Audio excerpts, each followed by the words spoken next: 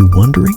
How to screenshot on your Samsung A05? Don't worry, we've got you covered. Capturing your screen is as easy as 1, 2, 3. Just follow these simple steps. Step 1. Locate the screen or content you want to capture. Make sure it's displayed clearly on your Samsung A05 screen. Step 2. Now simultaneously press the power button and the volume down button.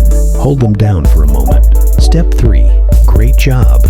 You've successfully taken a screenshot on your Samsung A05. You can find the captured screenshot in your phone's gallery or the screenshot album. Remember, the power button is usually located on the right side of your device, and the volume down button is usually on the left side. By pressing them both together, you can capture and save important moments, funny memes, or even important information with ease. So go ahead and start screenshotting on your Samsung A05. Capture and share anything you want with just a few simple clicks.